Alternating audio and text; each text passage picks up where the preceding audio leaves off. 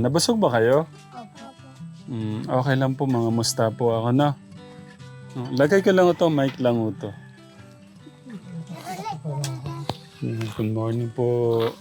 Ano po? Sino yung nabusog? Taas ng kamay. Ayun. Kaso napansin ko parang may ulam ba kayo? Nay, ba't walang ulam? Kung minsan po ano lang po kami dito sa mga taubusan, mga sari-sari na pong taubos. Ilungkot ako sa mga bata. Tekram. Hindi po ako kasi kami nakapagluto eh. Tekram. Ate, pwede malaman ng pangalan niyo? Teresa po. Ilan taon na po kayo? Ay, hindi ko na po alam ang taon ko. Kayo din po. Ilan taon po yung panganay? Si Alvin mag-11 po sa October. Noong October 11. po. Mga sa tingin ko po siguro mga sa 15 lang po ako. 15. Opo. Tapos 11 na po siya. Opo. Kabata niyo pa po pala. Ang bata pa ho ako mag-asawa. Nasaan po yung asawa niyo? Ay, nakapasok po siya kahit di sa pagtatabas nga po. Okay. Kasama po yung asawa niyo sa pagtatabas. Yung karamihan ho kasi dito ka Tekram, pinagkukuhanan po nilang hanap buhay, pagtatabas, pagtatanim, paninisid. Paninisid po. Kuminsan po ay yung mga buho pong binibinta po kay Ate Uwi. Po. Kumusta po yung buhay niyo dito, ate? Ay, okay naman po siya. Maski medyo mahirap ay masaya po kami mag-anak. Ano ho bang napapansin niyo doon sa dito sa side na to? Meron na rin ho pala dito sa side dito. Ay, sila po ay may hero na. Tapos sino nakaraan po ang bubong laang rin po nila ganito. Yeah. Pero siguro po hulog na kayo sa amin ng juice. Kayo ba, no? Gusto niyo ba maayos tong bahay niyo? Opo. Ikaw, kuya? Well, Ha? gusto Ikaw, kuya? Opo, gusto ko pong maayos. Ikaw, ate. Ate, dito. Krisilit ka pandumi na. Naawa Ayan po naman ang ako talagang dito. mahihayain po yung anak ko yan. Taas ng kamay yung gusto maayos yung bahay. Gusto niyo maayos talaga? Okay. Okay lang makilala ko yung mga pangalan niyo. Okay. Kuya, pangalan? Aldin po. Alden. Opo. Ganda ng pangalan ah. Artistahin. Tapos gwapo pa. Oh. Kaya wag kayong mahihiya. Ang gagwapo niyo. Alden, ilang taon? 11 po. 11. Nag-aaral? Opo. Anong grade? Grade, ano po?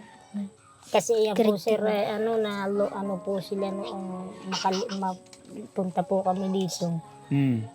Pumapasok po sila dun sa banda po pa po nung pinuntahan ninyo sa may pinag-anakan po. Doon po sa gawing Doon ho kayo dati. Opo, doon po kami dati. Ngayon, sa hirap na nga po ng buhay, bumaba po kami dito kasi dito po mabilis po ang trabaho.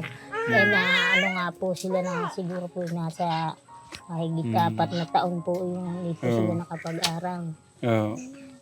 Ito yung nakakalungkot dito, yung mga bata. Hindi nakakapag-aral na maayos, ano?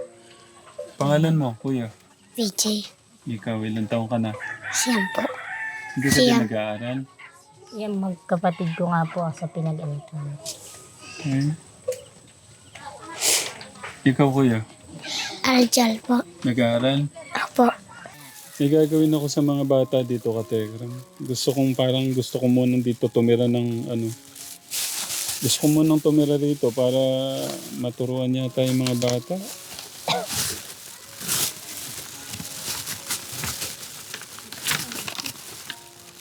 Bumili ako maraming ganito para malaman ko yung ng bata. Kuya Alden, ano to? M. Hi. Ito. M. Ito. E. S. R. Ito. Ikaw maingay din. Do. Ito. E. Y. G.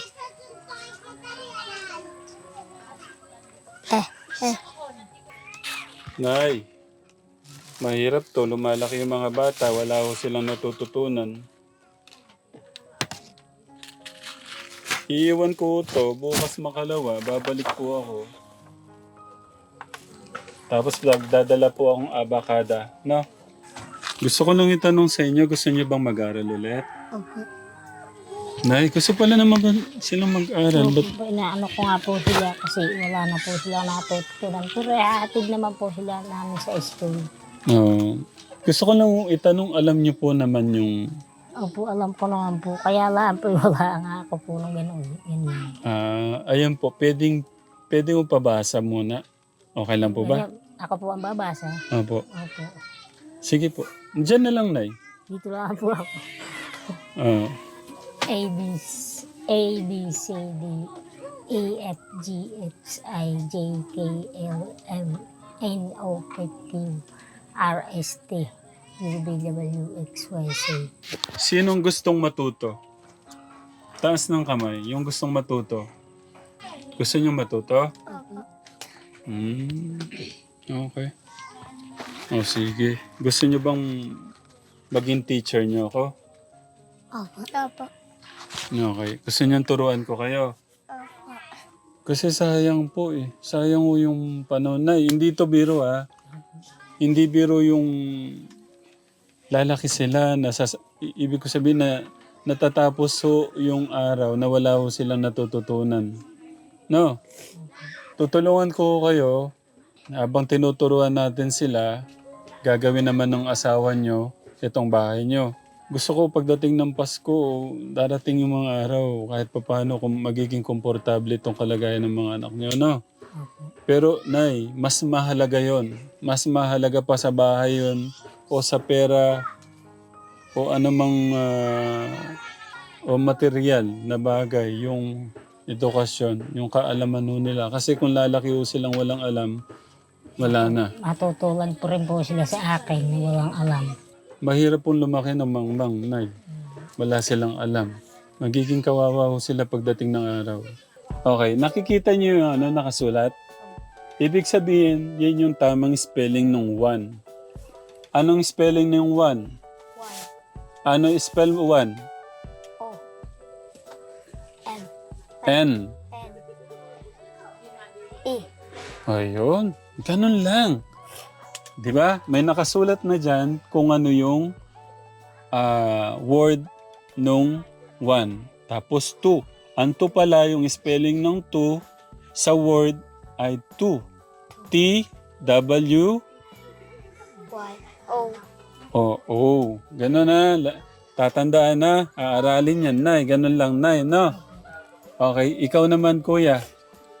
1, 2, 3, 4, 5, 6, 7, 8, 9, 10. Okay, good job. Spell 2. Spell mo yung 2.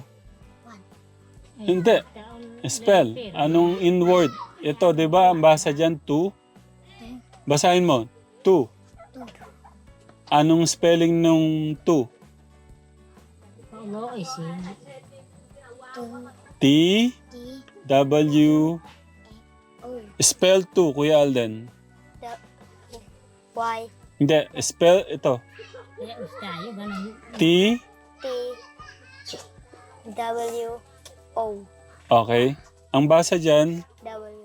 hindi, ang basa dito, To. 2. Spell 2. Y. Ano to? Ano to? T. T. Sumunod. W. O.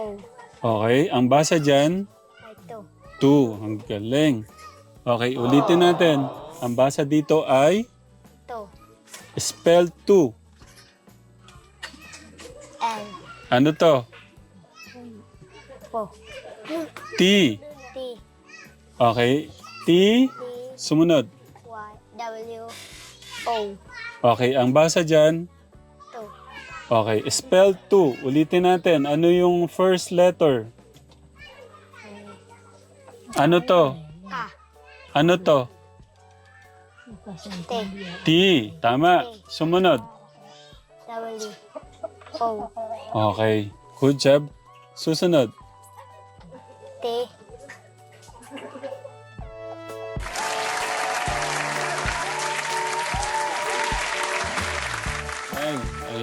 Ito yung mga tuturo nyo, no?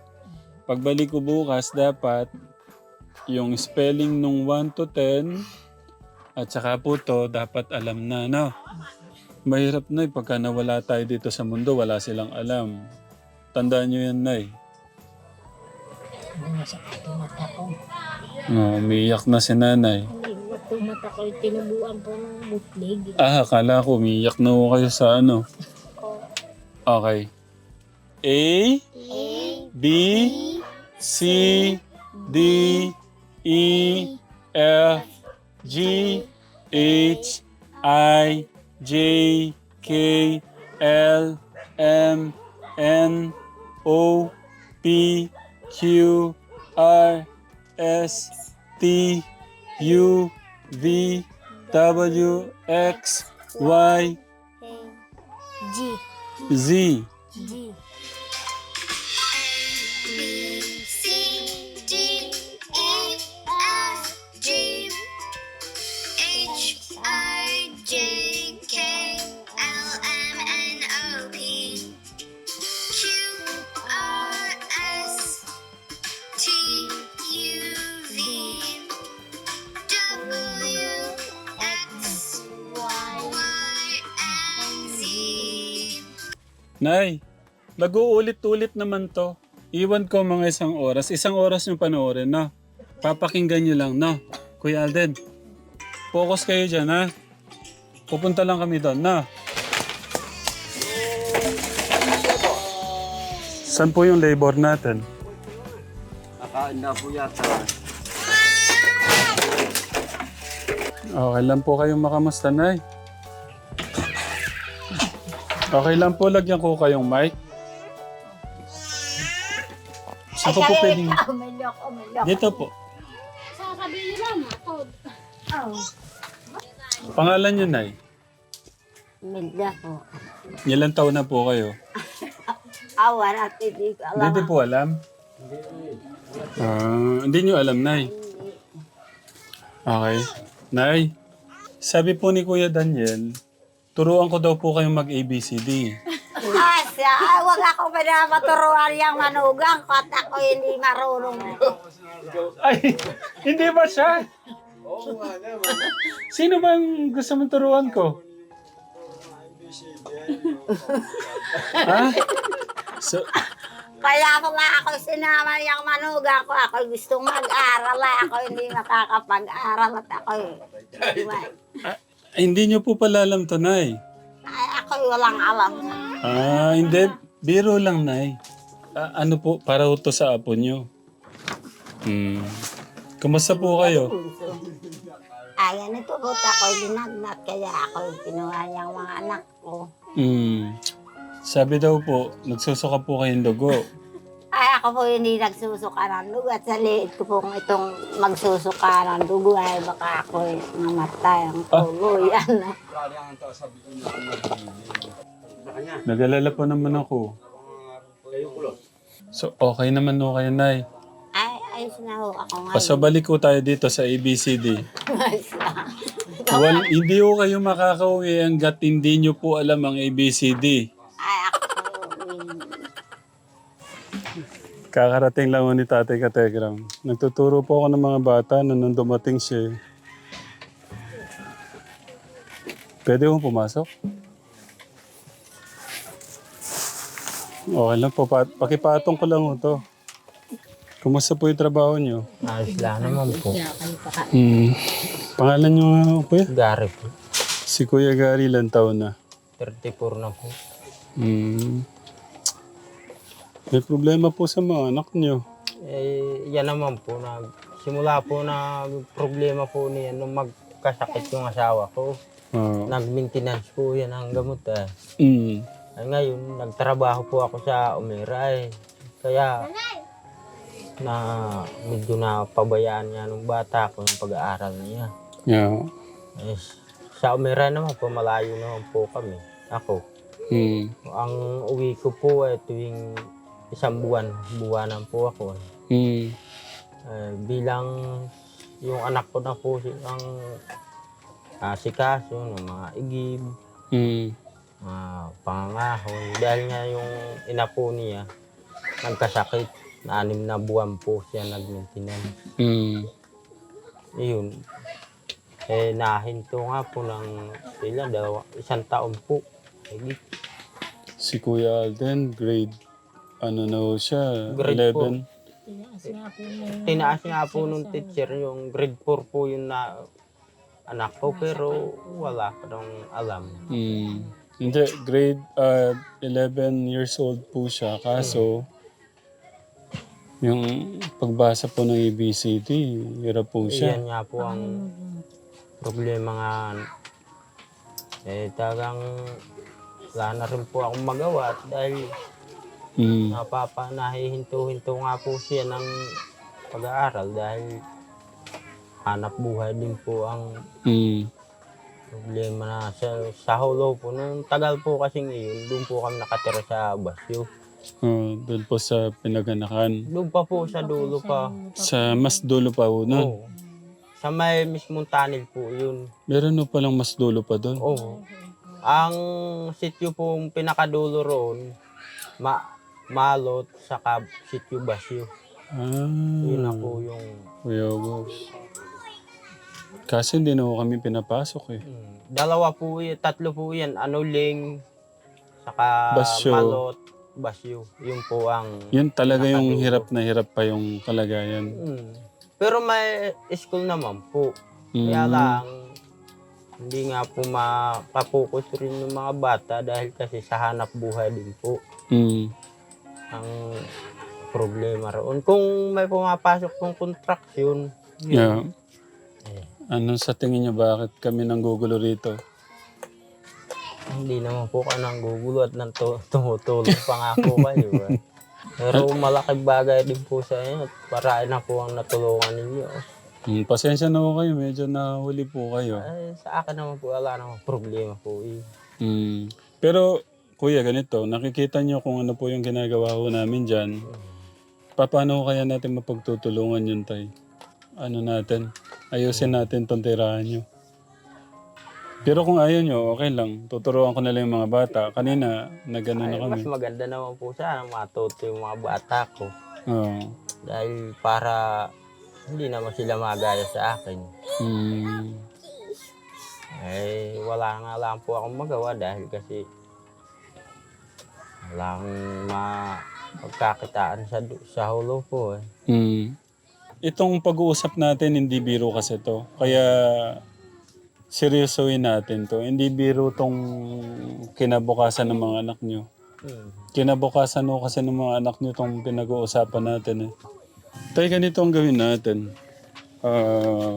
Kasi napili ko kayo yung pang 12 na aayusin natin yung bahay. Kaso yung trabaho nyo tayo. Paano kaya yung trabaho nyo? Pwede naman po yung pakiusapan sila. Kasi sila Kuya Junior, pagka yung gumagawa sila, nakapokus lang sila. Okay po ba? Okay na. So, ano na lang, magtulungan na lang tayo tay para maiayos yung ano nyo. Kasi gusto ko magpapasko, maayos po tong lagay po ng mga anak nyo. No?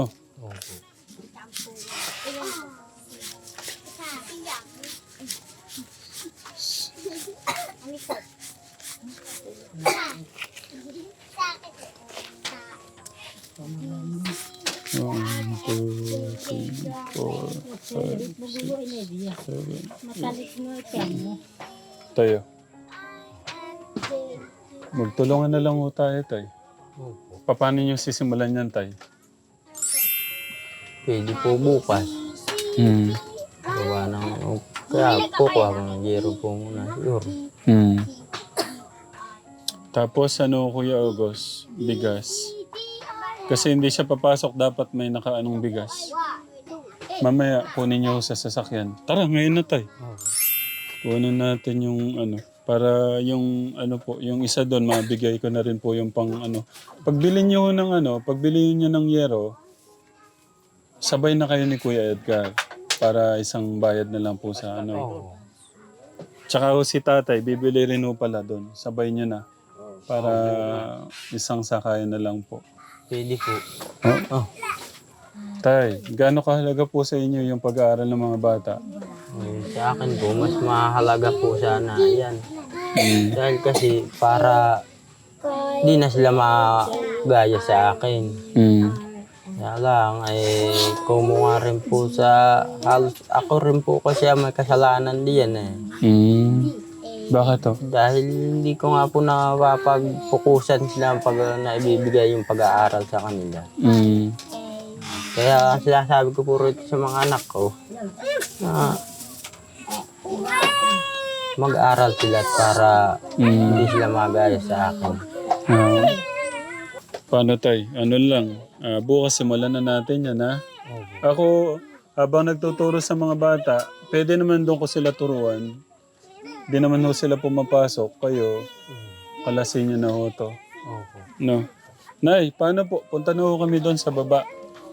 Kunin mo na rin yung bigas doon, tay. Para may bigas ho kayo. Pinaka masarap na bigas yan, kuya. 4 season. 4 season pala to, Tito Darius. Tara. Sige, tay. Ay. Anong oras po kayo dumating? Kasama niyo si Tatay Gary? Kuya Gary. Kumusta po yung naging trabaho ngayon? Ayos naman, oh. Ayos naman yung aming trabaho. May dala akong ano sa mga anak mo. Isabit natin to. Ay, hindi. Kasi gagawin na nga pala natin yung ano, no? Bahay. Gawin na natin. Kayo po, nasa inyo yun.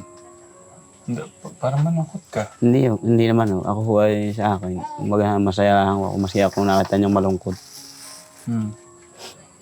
Ano po yung pakaramdam ngayon? Nakikita niyo yung asawa niyong ano na, malakas na. Masaya ako na ganoon nga siya, na ganyan na. Na nakakaganyan-ganyan na nung natulungan ninyo kami. Kaya nga sabi ko kung paano ako magpapasalamat sa inyo. Sana itulong niyo sa akin. Si Kuya Edgar. Ano ba yun? Maliit na bagay, wala yan. Ang may tutulong mo sa akin, gagawin natin itong ano nyo. Itong tirahan nyo. Mapapangako mo bang nakikipagtulungan ka sa akin? Ay, ako po ay maliban lang ko yung ako'y walang trabaho. Basta ho at sinabi ninyo, tutulong ako sa inyo. Mabilis lang naman to eh. Kung yun ho yung desisyon yung gagawain itong bahay ho namin, ay kahit ho ako'y umabsin sa trabaho. Hindi, pero kung di pwedeng umabsent, ako na muna gagawa dito. Hindi, pwede naman ho. Pwede naman ho. Pero ang ganda na ng aura ngayon ni ate. Mukhang okay na talaga. Okay na ba talaga ate?